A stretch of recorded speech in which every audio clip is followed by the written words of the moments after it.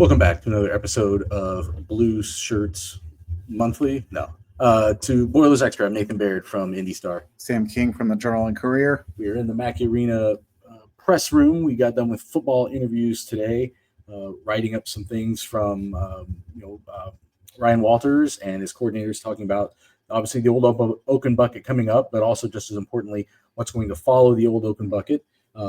Got some ideas about the way he's thinking about some things, and we're going to talk about that to start things off. We are going to talk also about Purdue's upcoming trip to the Rady Children's Invitational in San Diego to play NC State on Thursday, play either BYU or Ole Miss on Friday, and a good tournament, and they'll probably learn some more things about themselves through those kind of competitions. But Sam, just to start off with, what a difference a year makes. You've got one program that has a 3-game winning streak in this series right now, has control of the bucket, but you can make an argument on each half of this side. Is this the best football season in Indiana history, and is this the worst football season in Purdue history? You can make those arguments right now side by side. It's both of these seasons. I think on IU side, it's just over. Yeah. Like the argument's over. The fact that the argument is happening on the Purdue side leads to a very kind of skewed expectation for this game. Yeah. So what I wrote after the press conferences today, because I'd asked Ryan Walters how much he's not looking forward to the Sunday that follows Saturday. When you're coaching, you're always amped up for the game day, but he's got some difficult conversations one way or the other with players, with staff members, with administrators the day after this game, maybe even before that, regarding the future of Purdue football's program. But I wrote that last year's bucket game seemed to be kind of two programs trending in different directions, but you thought they were opposite directions than the way they ended up going. Indiana ends up firing its coach the next day.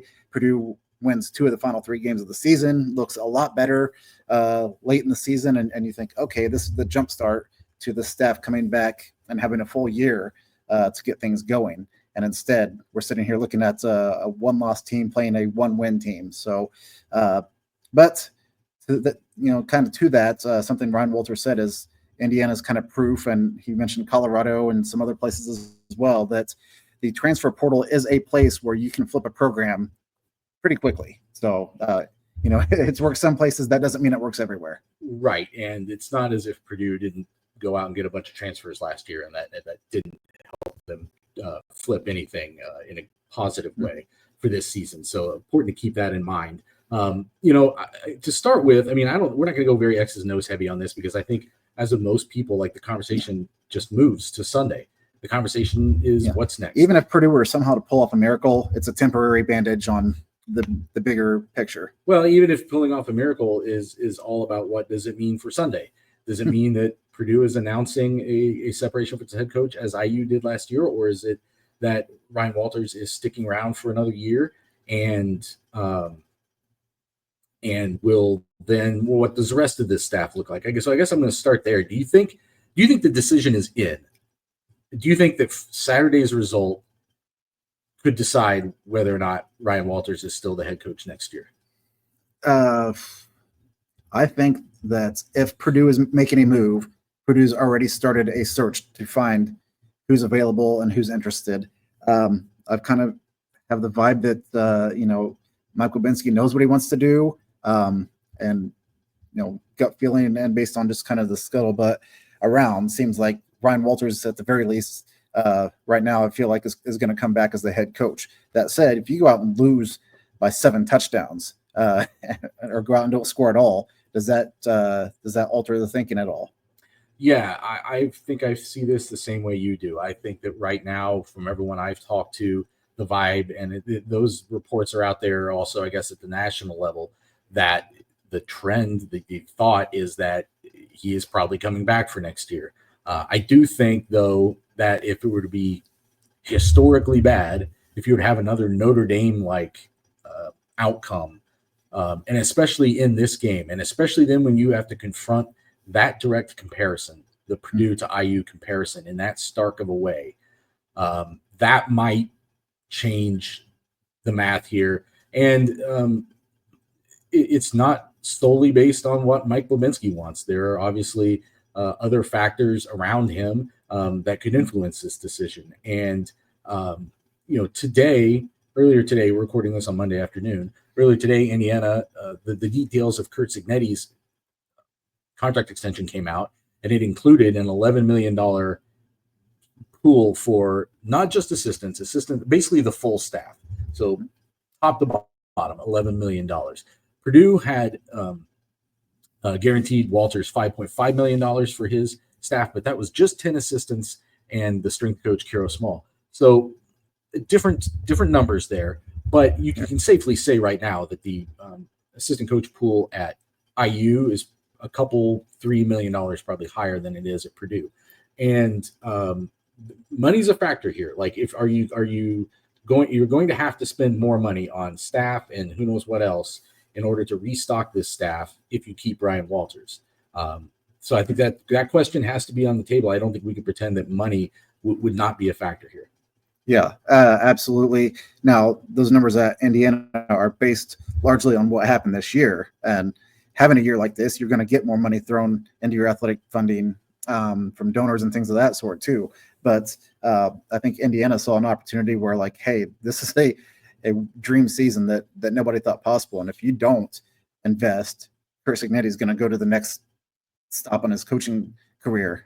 So, to Indiana's wise decision, I think they realized we got to lock this guy up and give him whatever he wants to remain Indiana's football coach. So, but I asked Jason Simmons, who is the kind of interim offensive coordinator. He's an offensive analyst, longtime Indiana high school football coach from the Indianapolis area. So he knows about this rivalry. And I kind of said, Son's on the team. Yeah, son is on IU's team. Yeah. So I said, how much does what is happening in Bloomington kind of affect, or I guess just expand upon how bad things are at Purdue? And he said, we'd be naive to not think that it's kind of a reflection. Like, you have to take into account, even though you don't want to compare yourself, you've got tunnel vision on your own path and your own program, what is going on in Bloomington and how quickly that turned around, why that is causing, I guess, more frustration within Purdue. I don't know this through Purdue administration, but I imagine they're pretty frustrated when they see how quick that turned around. But the fan base for sure has been, all season long saying, this, makes it 10 times worse that what's going on in Bloomington is, until this week in an undefeated football season. It definitely affects the optics of it. And the optics are part of this, but that's something that's completely out of your control. Other than the one time you play them each year, right. These first 11 games have been completely outside of Purdue's control as to what IU does.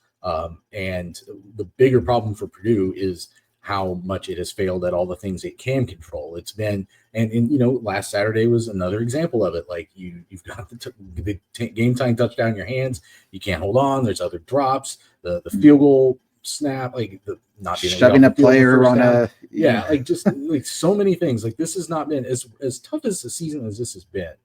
And as tough as much as it has seemed at times like there's no right answer for what they're up against at any given decision. It's still a lot of self-inflicted stuff, a lot of self-destructive things, and it's been all over the field. So if Walter stays, I don't know for sure which staff members stay. Do you clean house completely and start all the way over? Do you have some guys that you want to keep?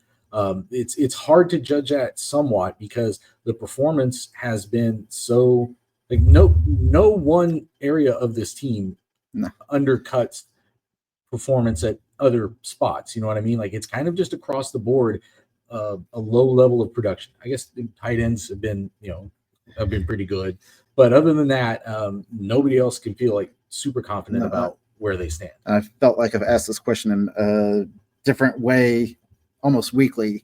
It's like every time there's a mistake and you clean it up, a new mistake comes from somewhere else. Whether that's, the offensive line isn't playing well, fix that, then this happens. And it's like these new problems just keep coming up. And I think Saturday, all of that kind of over the course of 11 games finally seemed like it had gotten to Ryan Walters where, you can criticize his coaching ability or say whatever you will about that. I don't think anybody will question how much he cares about the players on this team. And I think that Saturday was kind of an indication where he was vulnerable, probably for the first time all year, or at least that we'd seen him in that state, where he enters the press conference, had clearly been crying in front of the team. And then I asked him a question, and it kind of summed up some emotions. He kind of drummed him up and then swallowed his tears a little bit before he answered.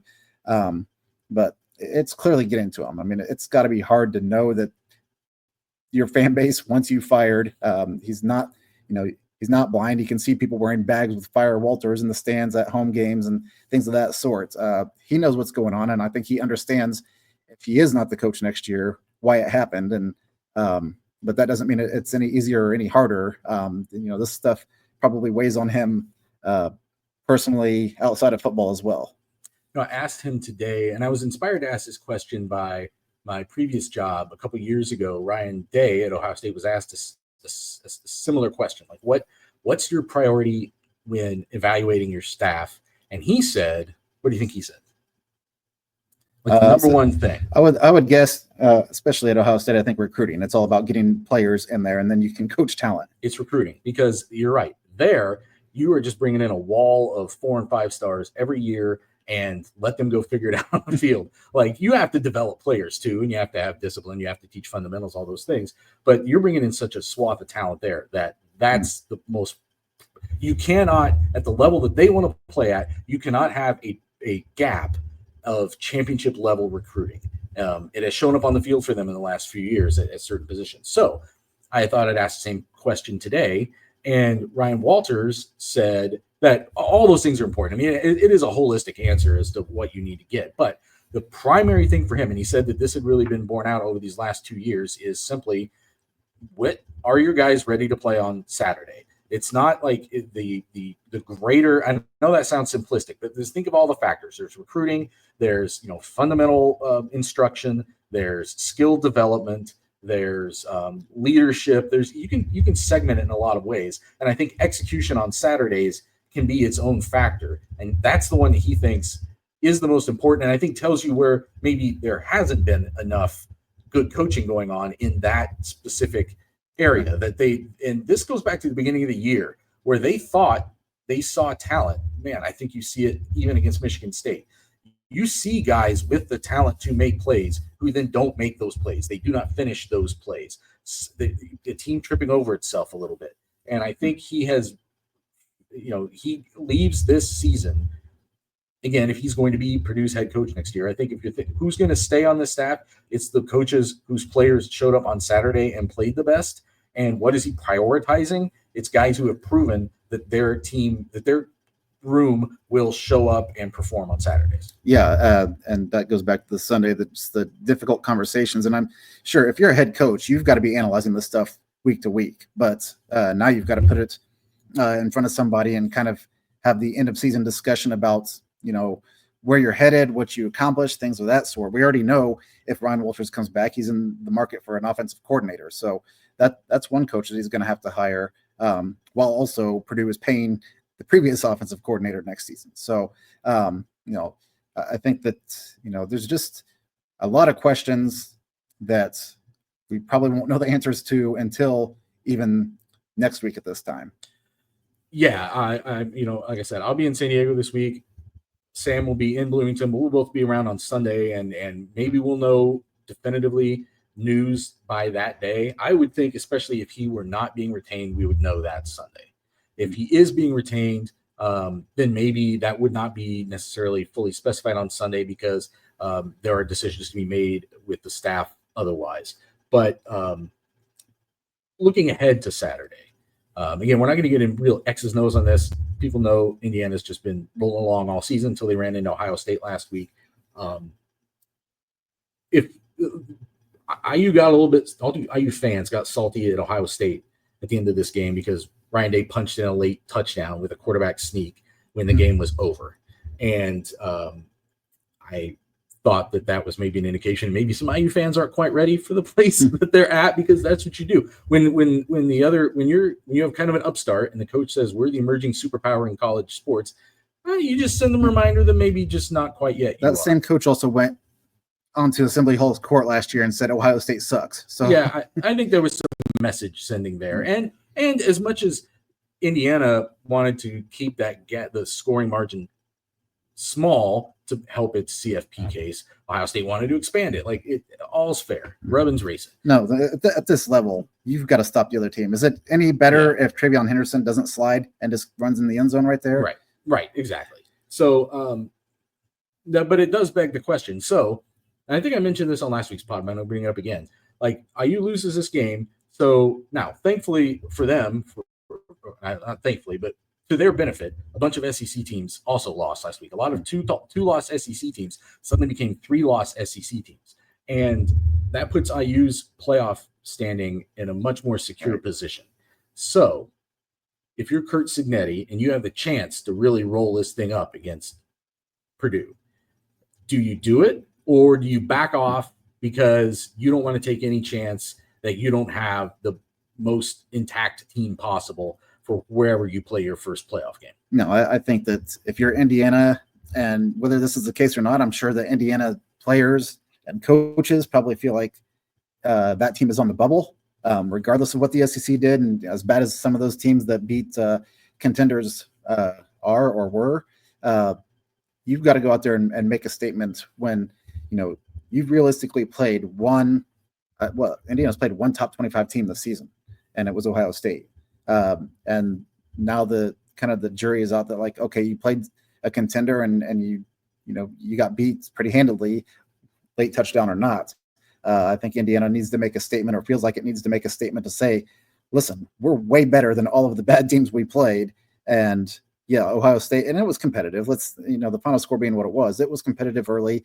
Indiana had some fumbles and special teams miscues that let it get out of hand. But I think Indiana feels like it's good enough, but now needs to prove it to a group of people who kind of have a say in whether Indiana's good enough to make this tournament field.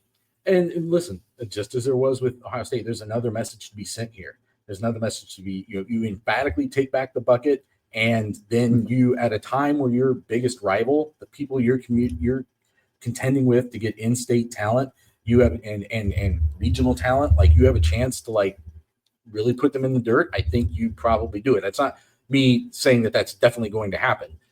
We'll make our predictions in a second, but I'm just saying that if it gets to that stage, I don't necessarily think you're going to see. I don't know that he's running in a quarterback sneak with his starters if it's really lopsided late in this game, but I think that they're going to keep the foot on the gas for a good amount of time. If it does get out of hand, I don't think they're going to back off, because I don't really think there's much incentive for them. I think there's only upside in a lot of ways for them to go out and do that. And I think that's up to Purdue now to find some fight and make sure that doesn't happen. It's, losing this game, I don't know. I think a lot of fans have almost resigned themselves to a 1-11 finish.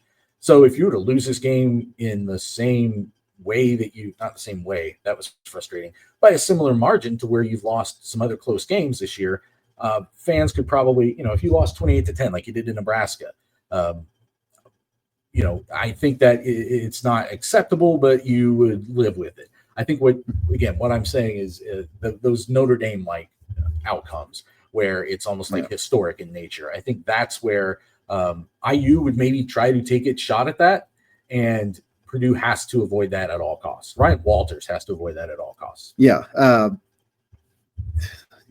think back to Big Ten Media Days, and Mike Nazoliak, who covers Indiana for the Bloomington newspaper, as a sister paper of both of ours.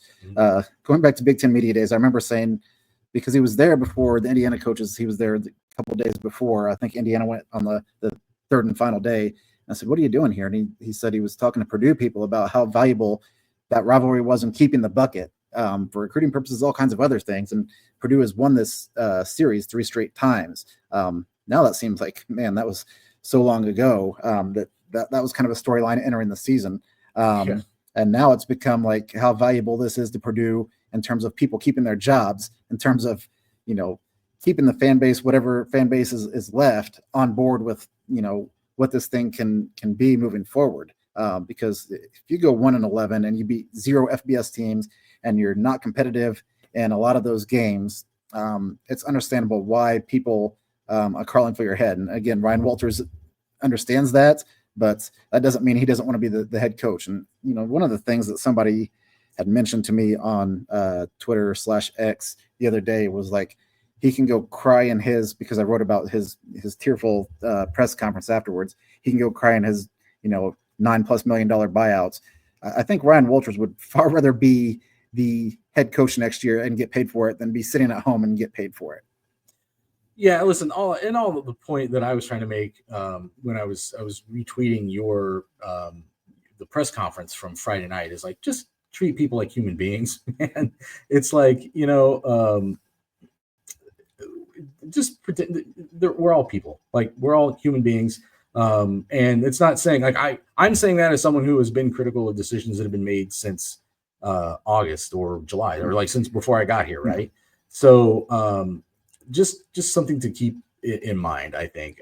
I know you can do, anonymously attack people, but I'm looking back through some questions that we got today, just to see if there's anything. I know there's some basketball questions that we're definitely going to get to. I think it's mostly about basketball, so we're gonna move on to basketball now. But I will say this: next year, whoever is the head coach at Purdue, you're in a situation unlike this year where you should be 2-0 after 2 games next season. You're going to play Ball State, I think, and Southern Illinois. Yep. So that Ball State will be a new coach also.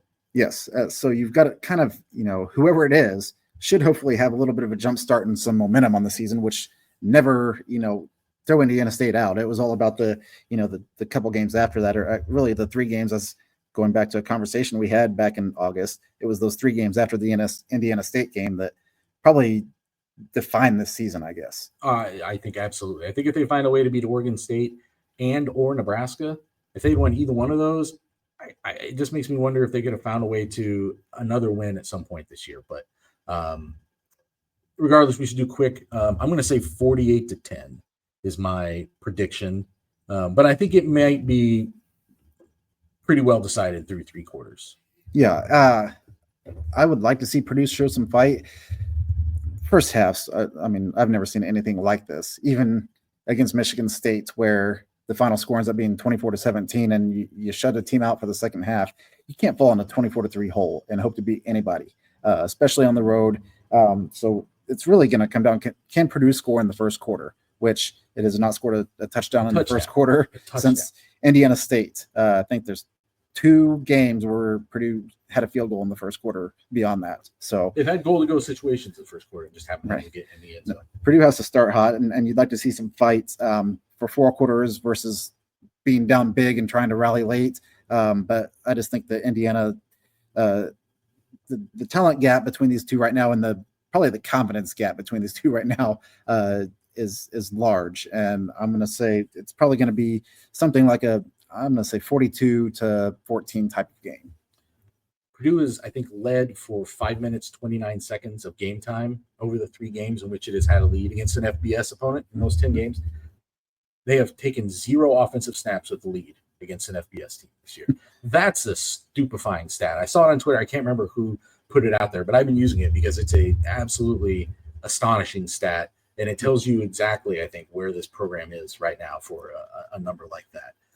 Let's talk about basketball. Rady Children's Invitational, the exempt Thanksgiving tournament that Purdue is in this year, plays NC State on Thursday. That is a rematch of the Final Four game from last year in Phoenix. And then, like I said before, BYU and Ole Miss waiting on the other side of the bracket. Just with the trajectory that this team's on now, coming off of the Marquette loss, had kind of I thought Saturday's game was kind of a snoozer. They won comfortably over Marshall, but nothing outside of the first couple minutes, nothing exciting. Maybe we should start there.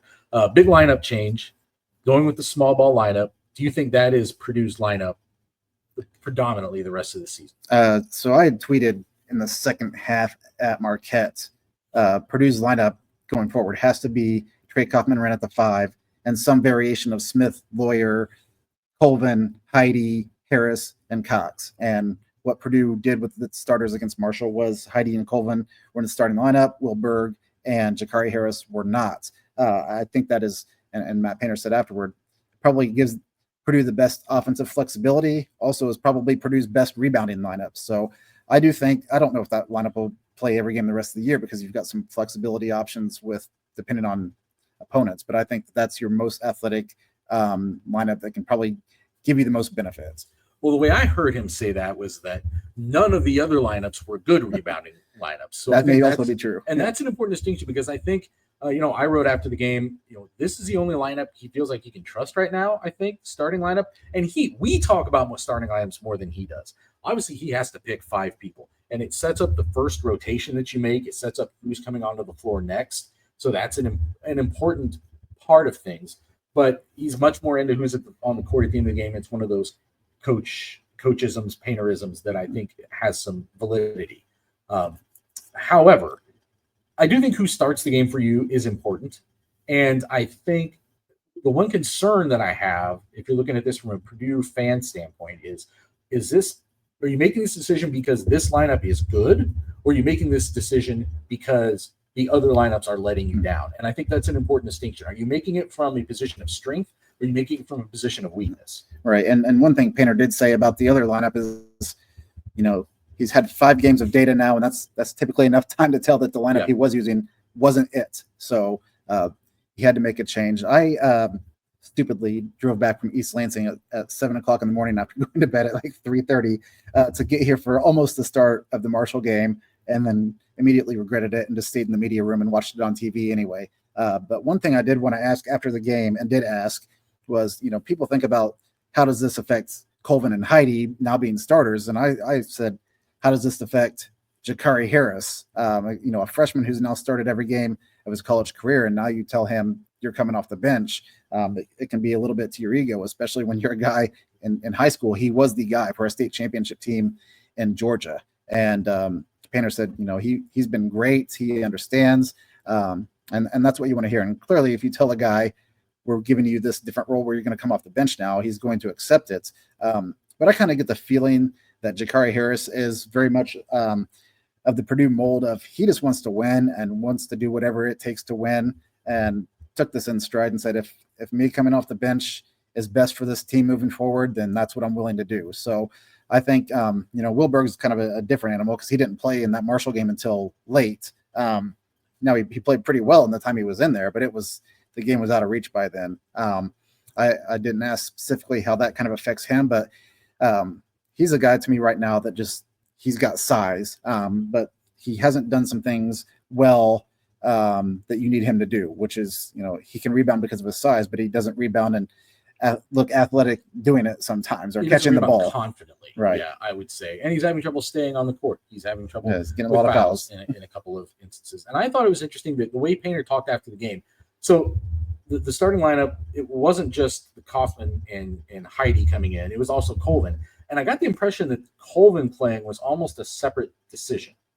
I could be wrong about that, but the way he talked was that, yes, Heidi has always been the plan. He'll play the 4 if Kaufman Wren is playing the 5. And then the Colvin Harris thing might have been as much about how Miles Colvin has been playing as it is about anything of how he specifically fits into that 5. I didn't ask Matt that, and but that was the impression I was kind of getting from the way he's been talking, because Colvin has just been playing so well. And the things that you wanted to start the year from Harris, he was giving you defensively and just kind of in, all around fundamental stuff.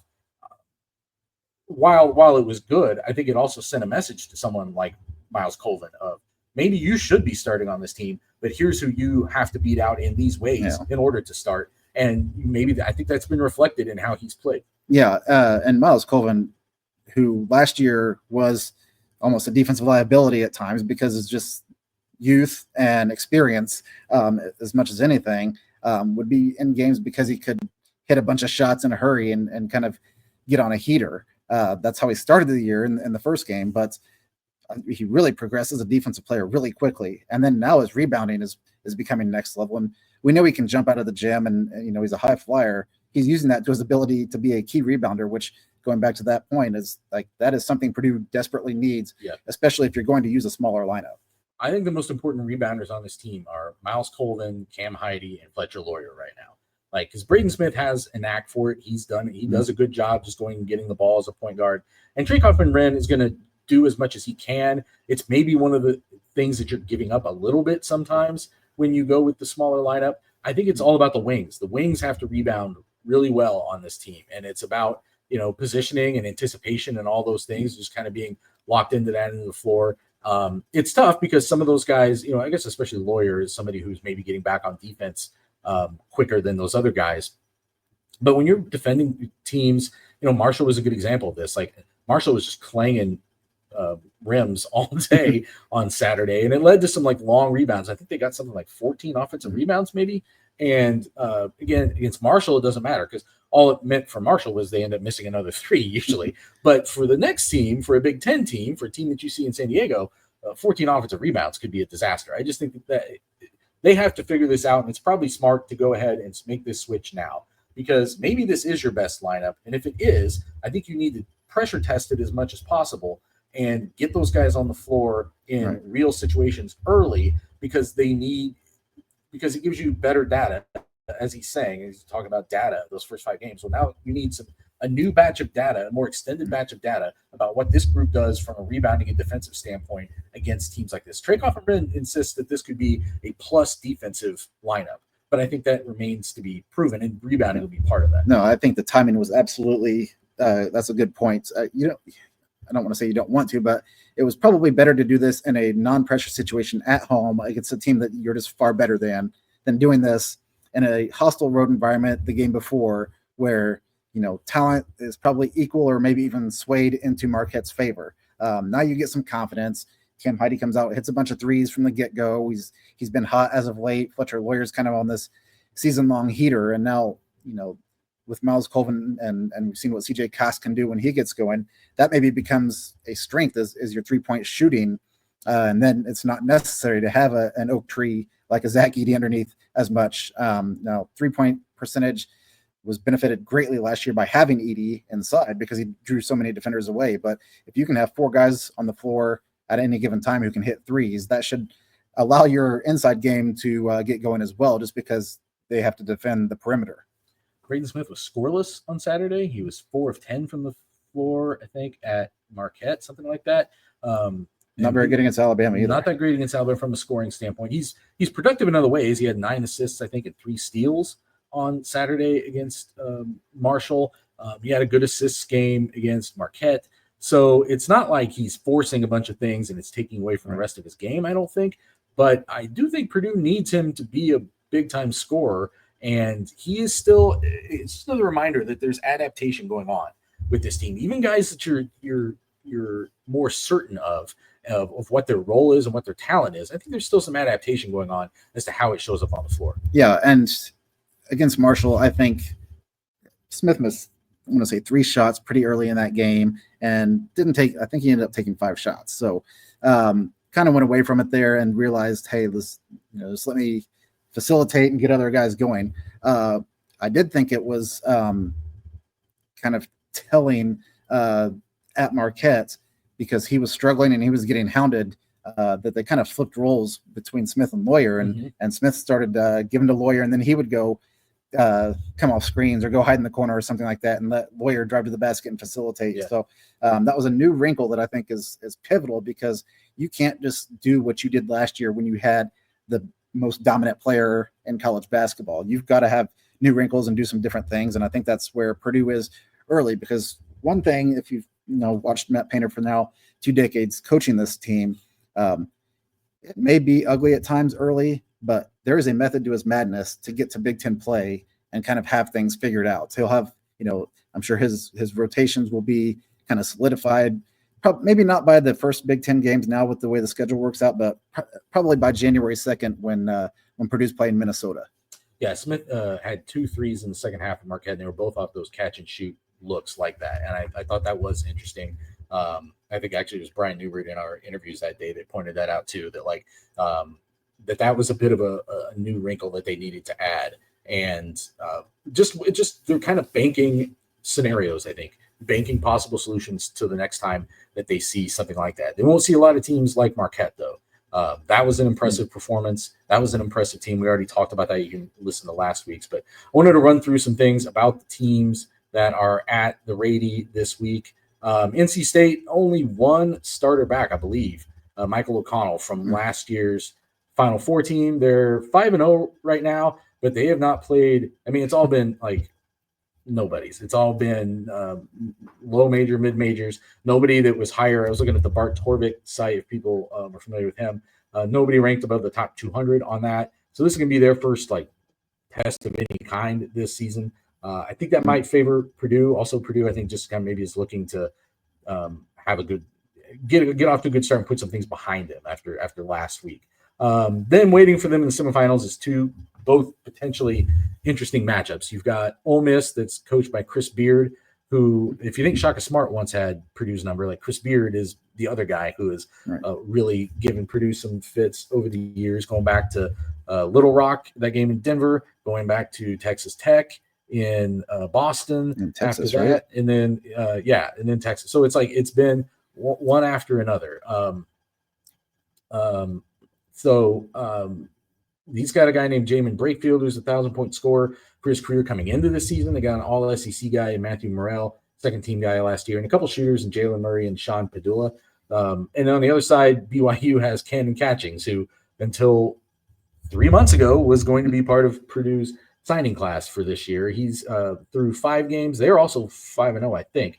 11.4 points, 3.8 rebounds, 1.4 blocks. He's playing 20-some minutes a game, so he's right away has become a central player for them. But I guess just what do you think Purdue needs to get out of this? I mean, a championship obviously is what they're going for. Right. They want to win 2 games, just as they've done the last couple of years in these kinds of events, and build some momentum going into Big Ten play. What do you think largely they need to get out of this? I think it's valuable for Purdue to win that first game against North Carolina State, not just because I think Purdue is better or because, you do have a loss on your resume already. I think even though it's going to be a smaller crowd in a neutral environment, being in a championship game, I think matters. And this goes back to when we both covered high school sports years ago, that the programs that won were ones that were consistently playing in sectional championships, regional championships, and having that experience. And, Purdue now has been in a national championship game. Some of these guys played in that game, but competing for a trophy and knowing that there's something on the line there benefits you greatly, because in the Big Ten, it comes down to a ginormous schedule and how you perform over a series of a couple months. This is going to be like, can you go out with something on the line and win it? And I do think that Purdue will be playing either BYU or Ole Miss. And I think that's where I know they'll be playing either BYU or Ole Miss. Well, yeah, I guess so. 100%. 100% guarantee it is one of those teams. They will not just play 5 people who come out of the crowd. But those are teams that I think are probably they're closer to Marquette than they are to Marshall. They're closer to Alabama than they are to Texas A&M, Corpus Christi. Sure. And that benefits you moving forward. There are some other games that are going to look a lot like the Marshall game on Saturday left on Purdue's schedule before Big Ten play, or before the actual, I guess, restart of Big Ten play in January anyway. But there's also a big game against Texas A&M coming up, and Auburn coming up, that you only benefit from playing these top caliber teams. And if you're doing it in a championship environment, I think that bodes well for you even more. Yeah, I remember like some of these events, like the 8-team events, sometimes you can get yourself in a bad place. And in what year was that? 2018, Purdue went to the Bahamas. Last time they were in the Bahamas, and they lost to Tennessee in the first round. And then I think they lost to like Western Kentucky in the second round. So it was kind of like, oh man, a tough game, like rugged game. They stubbed their toe in that first game. And then they lost that second game. And you're like, oh man, they're going to get out of this tournament and get nothing good out of it. And then the saving grace was that on the other side of that bracket, Arizona was also having a terrible time and plummeted all the way down to the consolation game. And then they beat Arizona in the consolation championship, if you want to call it that, the last game there. But in an event like this, where it's just 4 teams that are fairly strong to some degree, like teams that you expect to be in the NCAA tournament conversation, 2 of which were just in a Final Four, 1 of which is coached by a Final Four coach, like that's those things matter. So I think it's a good tournament for them regardless. We do have a couple of basketball questions that I wanted to get to from our fine followers over on various social media outlets. It's a question: are Smith and Laurie going to transcend the National Player of the Year type players for men's basketball this year, or was last year their peak due to Edie's presence? I never really thought of Lawyer for sure as like a National Player of the Year type player.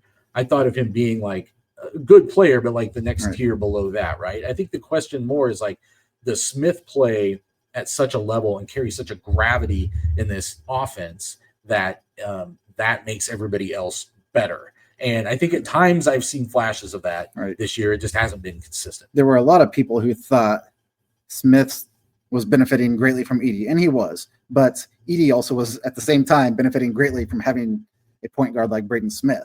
Now more is being asked of Braden Smith, where he's got to be more aggressive offensively, where teams are making him the focal point, as Marquette did, and kind of disrupting him and taking him out of things. Connecticut did the same thing in the national championship game last year. I don't know that Smith is a guy that I think of a national championship or national player of the year candidate, mostly because scoring is something that a lot of people look at when they pick those things, and he's going to be a guy that is probably around 12 to 15 points a game over the course of a season. Yeah. So he's been very efficient with it, but he's not going to have a lot of like consistent big numbers. Right. He's more of a guy that I think can give you, at some point, he's going to have a game like Marquette just did. Cam Jones is his name, right? Yeah. The guy who had the triple-double? Yeah. I've said now for 2 years, Braden Smith will be the next guy who gets a triple-double at Purdue. And, he's been close a few times, but just hasn't happened yet. There will come a night where he just puts it all together. He's basically right there every night with assists. It's just going to be, does he get the 10 points and the 10 rebounds? And when he does, it could be a night where he gets 20 points, 10 boards, and 10 assists, and just has a great game. And when he does, I think that that's going to give you kind of what can be the best version of Purdue. It's not going to be a consistent thing where he does that, but that's not going to put him in National Player of the Year conversation. But Big Ten, he was the Big Ten preseason Player of the Year, and I think that's a more realistic thing if he can kind of be consistent over the course of the season. Same reader asked who's going to be the new Lance Jones of the team. I mean, Matt Painter has come out and said that he thinks Jakari Harris and CJ Cox fill that role, at least in terms of what they do on the floor. You covered that team last year. You have a better grasp on things like personality and vibe and what Lance Jones meant to this team in that way. But in terms of like who gives you that like utility guard, can bring the ball up the floor, will get into it on defense, can hit a big shot if needed, but it's as we saw with CJ Cox and with Harris, the shots are there. They're just not falling. Right. I think that probably changes over time. I think you'll see him be more of a scorer. But is there somebody else that you would throw into that conversation? No, I think the difference with those two right now and with what Lance Jones was last year was Lance Jones was a guy that had like 2,000 career points at Southern Illinois. And then you're asking a guy who had been kind of the man for at least 3 of his 4 years of college basketball to come and play a complementary role. And because he had been on teams that didn't experience much winning, he said, yeah, I want to come and compete with a team that has a chance to win a national championship. And he had some big game scoring, but most of the time it was like, I'm here to alleviate Braden Smith bringing the ball up the court. Or if things break down, I can't hit that big shot. Hit a huge shot against Tennessee in the Elite Eight, obviously.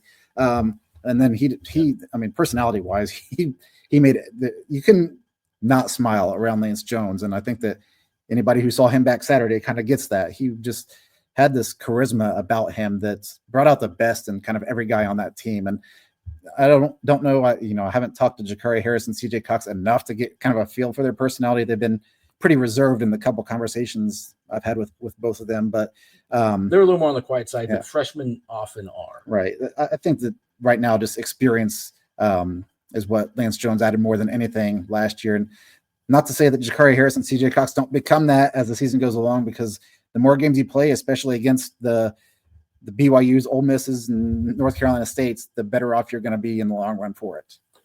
Another question, this is from Brad Eban. Hope I'm pronouncing that right. Purdue basketball scheduling. What's next year's non-conference looking like? The Rady's Invitational already announced the field for 2025. When can we expect to hear what holiday tournament Purdue will be in? Are we 100% locked into the road trip to Alabama? Any other games already? So I was told last week, and it hasn't been announced yet, but that Purdue will be at the Bahamas next year, but not at the Battle for Atlantis for the other Bahamas tournament, which I don't remember the name of it. And I don't know who else is there, but I believe they are going to be in the Bahamas next year. And yes, as of right now, Purdue expects to be at Alabama next year. Marquette at home. And play Marquette at home. So we know those 2 games for sure. And Painter wants that. Painter wants home and away against high majors every year. And then what you're going to get is that exempt tournament that we just said in the Bahamas. And you're going to get the Indy Classic or whatever it's and that called. will be against a power conference team as well. Right. Yeah, always. So those we know, we don't know the identity of that team yet, but we know that game will take place. And I'm trying to think if there's any other one. Like you have the one-off this year with Auburn in Birmingham. Do they do something like that where it's like a neutral court, high major opponent? We'll see. But for as of right now, those are the ones that we know about. Yeah, and when you're putting a schedule together, what Matt Painter does is it's based on the talent he has and what he thinks that team needs.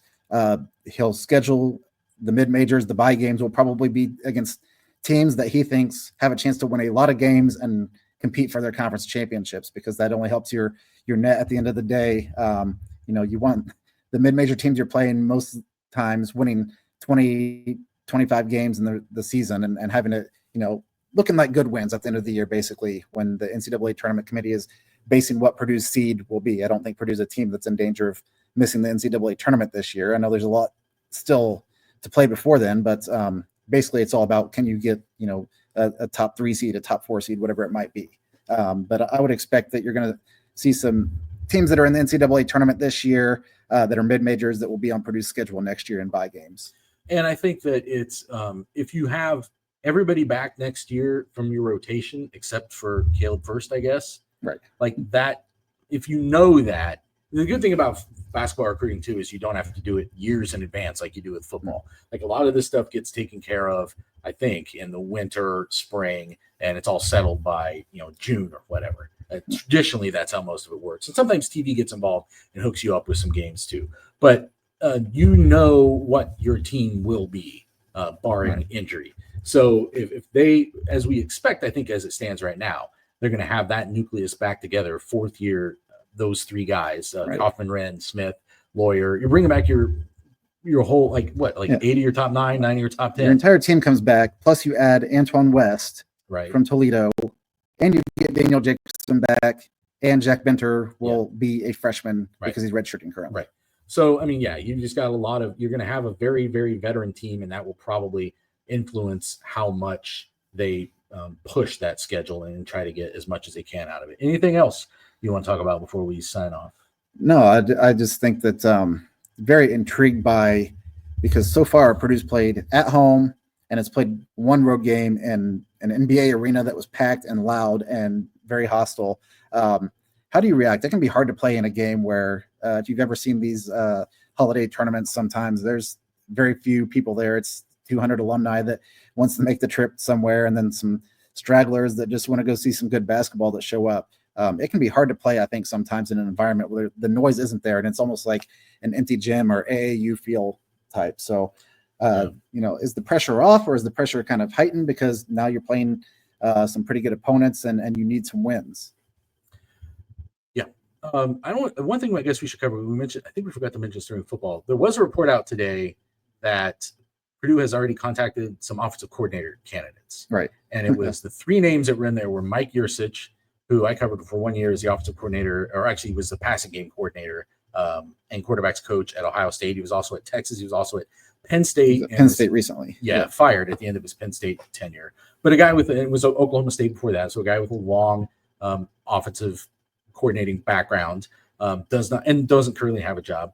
Brian Brom, who obviously is familiar here, and has been the offensive coordinator for his brother, but is not a play calling offensive coordinator, obviously. Right. So it's a title more than a job description. So could be looking for something like that, and is familiar here and knows this area and this school and all that thing. And then Jamarcus Shepard, who was also here under the Brom administration for a while, and has also been at Washington, helped them get to the national championship game. And right now he's the associate or assistant, I can't remember, head coach and co-offensive coordinator for Alabama.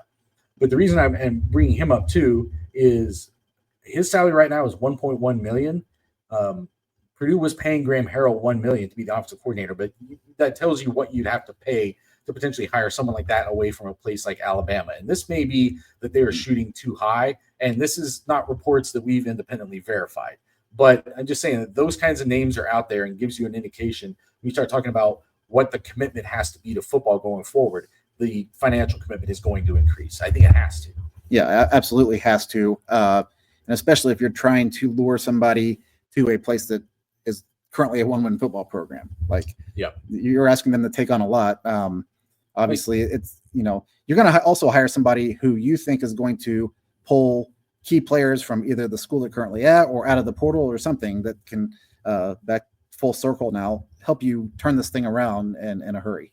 And someone like Shepard, I think would check a lot of those boxes. It would just be, you'd have to be willing to like take your assistant coach compensation to a place where it hasn't ever gone before. But you could argue that the program has now gone to a place that hasn't gone before and needs a solution, and it's probably going to be an expensive one. But we'll be following that in the days and weeks ahead. IndyStar.com, JCOnline.com. For Sam King, I'm Nathan Baird. We'll talk to you later.